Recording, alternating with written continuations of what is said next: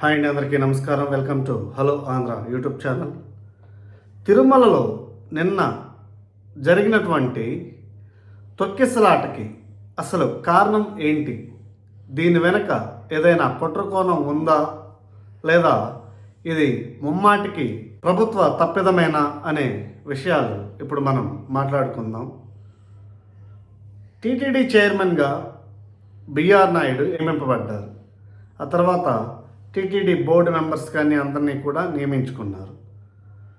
టీటీడీలో కూడా కొన్ని ప్రక్షాళనలు అనేవి చేస్తున్నానని చెప్పేసి బిఆర్ నాయుడు గారు చాలా మంచి కార్యక్రమాలకి నాంది పలుకుతున్నానని కూడా చెప్పడం జరిగింది. కానీ నిన్న జరిగిన ఈ ఘటనతో గతంలో అంటే చరిత్రలో ఎన్నడూ జరగనటువంటి ఇటువంటి ఘటన వలన ప్రజెంట్ రూలింగ్లో ఉన్నటువంటి ఎన్డీఏ గవర్నమెంట్కి చాలా చెడ్డ పేరు వచ్చిందనే చెప్పుకోవాలి. అంటే నిన్న వైకుంఠ ద్వార దర్శనం కోసం జనాలు సాధారణంగానే ఎక్కువ మంది వెళ్తారు. అలాంటిది నిన్న ఇంకా ఎక్కువ మంది వెళ్ళి ఉండొచ్చు, ఎందుకంటే అదొక ప్రత్యేకమైన రోజు కాబట్టి. అలాంటప్పుడు దానికి సంబంధించి తగు జాగ్రత్తలు ఎందుకు తీసుకోలేదు ప్రభుత్వం? అక్కడ ఉన్నటువంటి అధికార వ్యవస్థ నిద్రపోతుందా?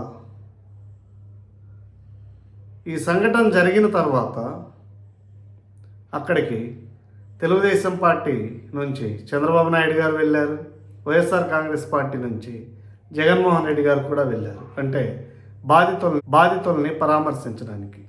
ఇందులో 6 మరణించారు, దాదాపు 25 మందికి పైగా గాయపడ్డారు. ఈ మరణించిన వారికి ముఖ్యమంత్రి చంద్రబాబు నాయుడు గారు 25 లక్షలు ప్రభుత్వం నుంచి ఎక్స్గ్రేషియా కూడా ప్రకటించడం జరిగింది. అదేవిధంగా జగన్మోహన్ రెడ్డి గారు అక్కడికి వెళ్ళి ఇది ముమ్మాటికి ప్రభుత్వ వైఫల్యం, ప్రభుత్వంతో పాటు అక్కడ ఉన్నటువంటి అధికారుల వైఫల్యం అని చెప్పేసి ఆయన చాలా ఘాటుగా ప్రభుత్వాన్ని విమర్శించారు.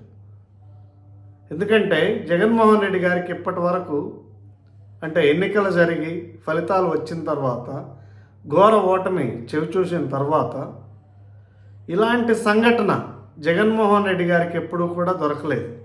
ఎందుకంటే ప్రతిపక్షంలో ఉన్న ఏ పార్టీ అయినా సరే ఇలాంటి సంఘటనలు జరిగినప్పుడు దాన్ని అడ్వాంటేజ్గా తీసుకోవాలని చూస్తాయి, అది ఏ పార్టీ అయినా సరే. అందులో జగన్మోహన్ రెడ్డి గారు కూడా అతీతుడేం కాదు.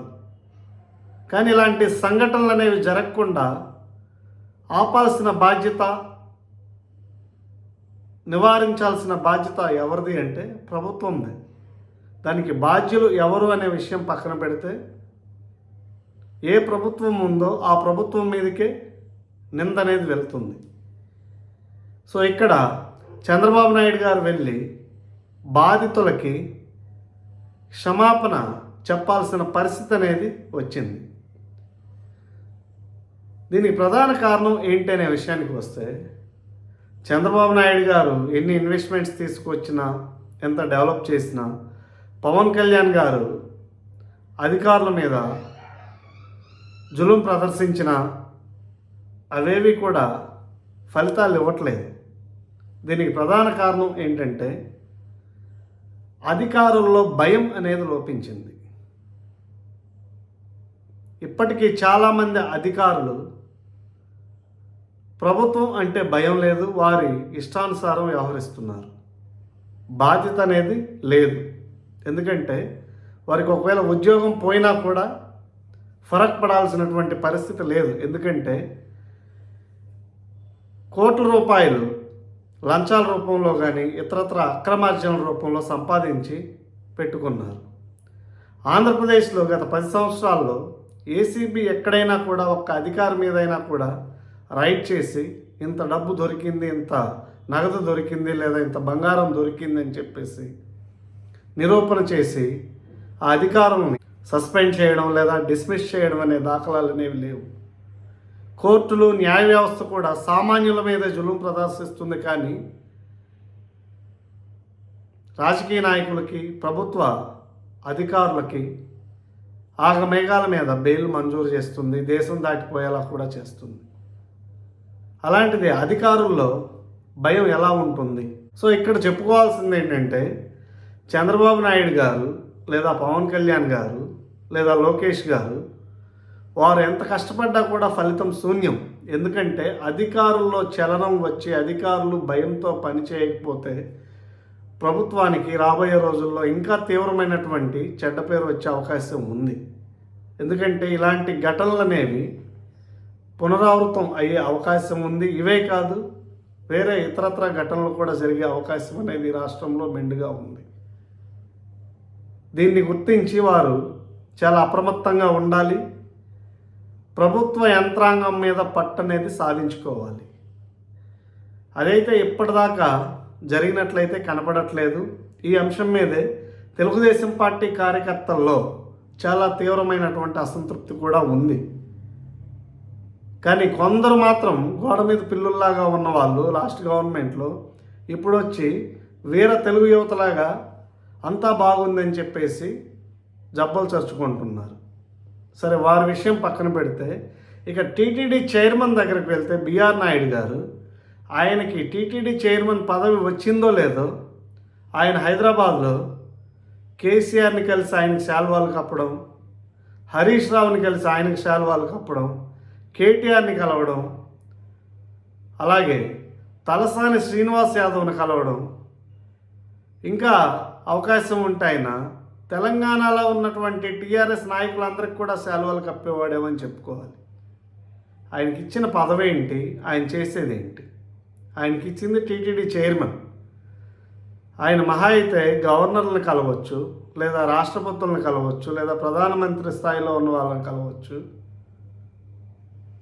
అంతేగాని ఆయన వెళ్ళి పక్క రాష్ట్రంలో ఉన్నటువంటి వ్యక్తులను కలిసి వారికి శాల్వాలు కప్పడం ఏంటి? అది కూడా తెలుగుదేశం పార్టీకి వ్యతిరేకంగా ఉన్నటువంటి వ్యక్తులు. చంద్రబాబు నాయుడు గారంటే అసలు గిట్టని వ్యక్తులు.